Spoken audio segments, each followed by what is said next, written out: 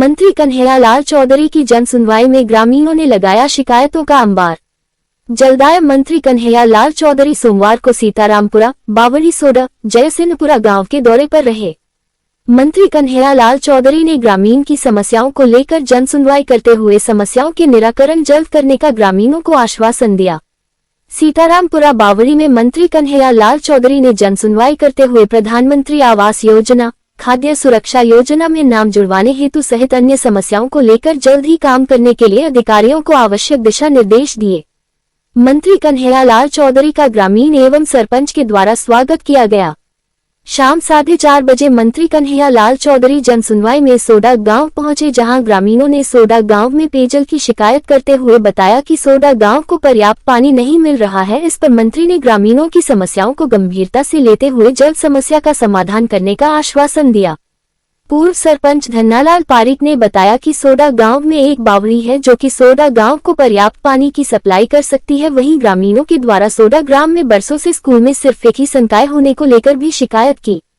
ग्रामीणों ने जनसुनवाई के दौरान बताया कि सोडा से धौली रोड, सोडा से दिघी रोड, सोडा से अजमेरी रोड, सोडा से रामजीपुरा रोड चारों तरफ से खुदी हुई एवं टूटी हुई है, जिसे आवागमन में ग्रामीणों को भयंकर परेशानी का सामना करना पड़ता है। मंत्री कन्हैयालाल चौधरी के द्वारा पीडब्ल्यूडी को निर्देशित कर सड़कों को जल्दी बनाने का ग्रामीणों को आश्वासन दिया। ग्रामीणों ने मंत्री कन्हैयालाल चौधरी से शिकायत करते हुए बताया कि सोडा गांव में पीएम आवास योजना एवं खाद्य सुरक्षा योजना में ग्रामीणों के नाम नहीं जोड़े जा रहे हैं। साथ ही नरेगा में जॉब कार्ड बनाने के लिए भी ग्रामीणों को पंचायत कर्मी की लापरवाही के चलते दर दर भटकना पड़ रहा है। इस पर मंत्री कन्हैयालाल चौधरी ने तुरंत प्रभाव से संज्ञान लेते हुए पंचायत लिपिक प्रहलाद बैरवा को कड़ी फटकार लगाते हुए ग्रामीण का काम जल्द करने को कहा।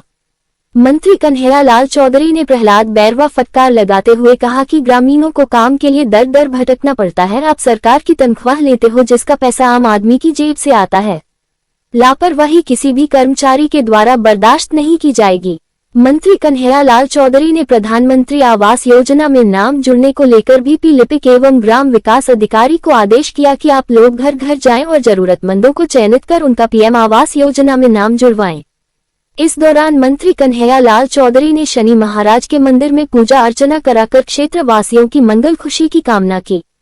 मंत्री कन्हैयालाल चौधरी ने जयसिंहपुरा गांव में जन सुनवाई करते हुए कहा कि ग्रामीणों सभी समस्याओं का जल्द निस्तारण कर दिया जाएगा। मंत्री कन्हैयालाल चौधरी ने कहा कि पूर्व के कार्यकाल में जब मैं विधायक था तो मैं अकेला विधायक था जो 30-40 लाख का प्रत्येक अस्पताल में सामान दिया है। विधायक कोष के पैसे से जांच की मशीन उपलब्ध करवाई है। उन्होंने कहा कि किसी भी अधिकारी से दबने की आवश्यकता नहीं है। आप लोगों के पैसे से ही तो अधिकारियों की तनख्वाह आती है। हम आपके सेवक हैं, आपकी सेवा करेंगे। गरीब का भला करने से बहुत पुण्य मिलता है। हॉस्पिटल की समस्या, हॉस्पिटल में हमने पिछले कार्यकाल के अंदर हमारे पास जो विधायक मद का पैसा था, शायद में अकेला विधायक था जिसने सभी अस्पतालों में 30-40 लाख के सामान दिए। किसी ने नहीं दिए, क्योंकि हमारे पास वही तो गिनती का पैसा आता था। वो तो पैसा गेलो साल दिया ही नहीं हमें। उस पैसे को भी चाहते थे भाई एक महीना ये मोला में बढ़ जा रहा है, जाने का महीना 200 बोर्ड से ये बोर्ड बताओ मैं था काय करनी से सीधा ही बोलती तो वहां पैसे खर्च करते थे। हमने ऐसा नहीं किया। हमें और हमारे प्रधानमंत्री जी ने ये कहा कि गरीब, और जब कोरोना के बाद में लोगों के संकट आ गया, जीवन की रक्षा करने के लिए सबसे पहले हॉस्पिटलों को मजबूत करो।